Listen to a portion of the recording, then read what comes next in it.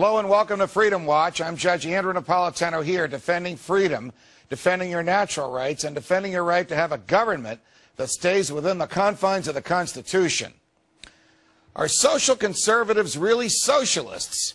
Would they rather expand the size of the state if it furthers their moral agenda?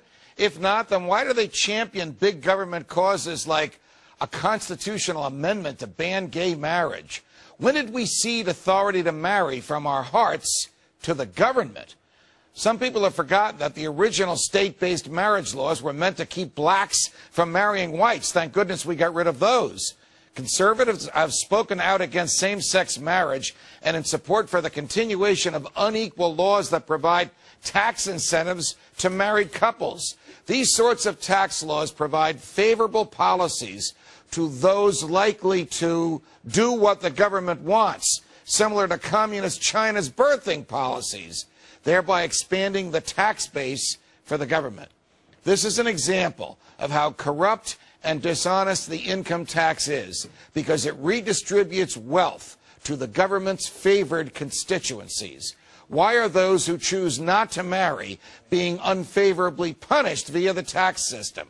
Do we not have an equal protection clause that requires the government to treat everybody the same? And then, of course, there's corporate welfare. Why do both Republicans and Democrats want to use tax dollars to save the corporations that they prefer? How could people in the government who have sworn an oath to uphold the Constitution, who are lawfully obliged to treat all persons equally, bail out some and let others die on the vine? Where, oh where, did the idea of a government safety net for corporations come from? Not from the Constitution, that's for sure.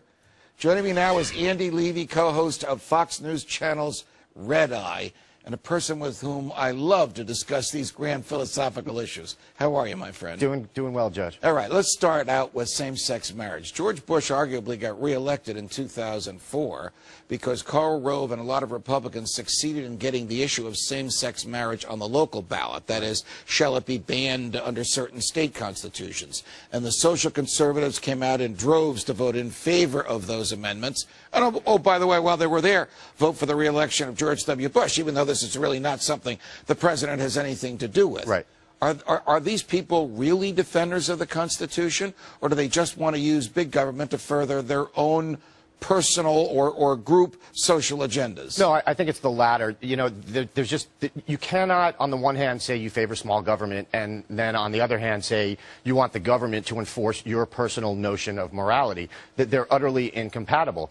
And, you know, you've got people like James Dobson who are out there supporting candidates based solely, for the most part, on their stances on gay marriage and abortion, but in the meantime, supporting people like Dan Coates in Indiana, who for the last 8 or so years has been lobbying in Washington, lobbied for Bank of America to get corporate bailouts, lobbied for Chrysler to get corporate bailouts, lobbied for steel tariffs, lobbied for cap and trade. In no sense of the word are these people conservative. All right, before we get to the issue of the bailouts, and you've given great examples, and I thank you for it, just to follow up on the same-sex marriage, why does the government care? What business is it of the government who marries whom? What conceivable governmental goal is furthered by the same-sex marriage prohibitions? Yeah, I mean, you'd have to ask someone like James Dobson, because I, for the life of me, can't figure it out. The bottom line is social conservatives and liberals in this day and age are all prohibitionists. It's just a question of what they want to prohibit, and it's just a question of what their personal morality is. Liberals want to ban salt. Liberals want toys out of Happy Meals. Conservatives don't want people getting married if they don't like those people. There's absolutely no difference right now. So who is left to say the government has to stay within the confines of the Constitution? There are areas of human behavior immune from government regulation. Pretty much just you, Judge.